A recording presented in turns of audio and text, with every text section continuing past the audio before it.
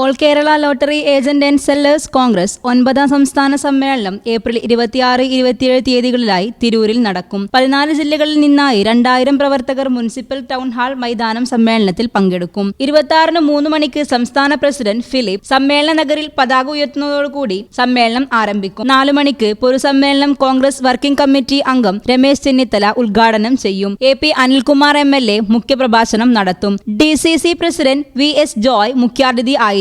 27-ന് പ്രതിനിധി സമ്മേളനം INTUC സംസ്ഥാന പ്രസിഡന്റ് R ചന്ദ്രശേഖരൻ ഉദ്ഘാടനം ചെയ്യും. INTUC ജില്ലാ പ്രസിഡന്റ് VP ഫിറോസ് മുഖ്യപ്രഭാഷണം നടത്തും. ഒരു വർഷം 3000 കോടി രൂപയിലേറെ ലാഭം സർക്കാരിന് ലഭിക്കുന്ന ലോട്ടറി മേഖലയിൽ ടിക്കറ്റിന്റെ വില വർദ്ധിപ്പിച്ച നടപടി വലിയ പ്രതിഷേധത്തിന് ഇടയാക്കിയിട്ടുണ്ട്. ഇപ്പോൾ 50 രൂപയുടെ 50-50 ടിക്കറ്റിന്റെ വിൽപ്പന നോക്കിയാൽ മനസ്സിലാവും. 50 രൂപ ടിക്കറ്റിന്റെ ലോട്ടറി മേഖലയിലെ വിൽപ്പനക്കാരും എടുക്കുന്നവരും ഈ തീരുമാനം എതിർക്കപ്പെടേണ്ടതാണ്. ഈ വിലവർദ്ധനവിന്റെ പിന്നിൽ വലിയ അഴിമതി നടന്നിട്ടുണ്ടോ എന്ന് സംശയിക്കപ്പെടുന്നതായി നേതാക്കൾ ആരോപിച്ചു. കേരളത്തിലെ ലോട്ടറിയെ ഒരു കാലത്ത് നിയന്ത്രിച്ചുകൊണ്ടിരിക്കുന്ന സാന്റിയാഗോ മാർട്ടിന്റെ ബിനാമികളായി പ്രവർത്തിക്കുന്നവർ കേരള സംസ്ഥാന ലോട്ടറി മേഖലയെ പിടിച്ചെടുക്കാൻ ശ്രമങ്ങൾ നടത്തുന്നതായി നേതാക്കൾ പറഞ്ഞു. ഇത് അനുവദിക്കാൻ കഴിയില്ല. ഇത്തരം അഴിമതിക്ക് കൂട്ടുനിൽക്കുന്നവരെ തുറന്നു കാട്ടി ശക്തമായ സമര പരിപാടികൾക്ക് സമ്മേളനം രൂപം നൽകുമെന്നും ഭാരവാഹികൾ അറിയിച്ചു. സംസ്ഥാന പ്രസിഡന്റ് കനകൻ വള്ളിക്കുന്ന്, സംസ്ഥാന ഭാരവാഹികളായ PV Prasad, M Suresh Babu, Sajeev VV, Sasidharan Ponnani എന്നിവർ വാർത്താ സമ്മേളനത്തിൽ പങ്കെടുത്തു.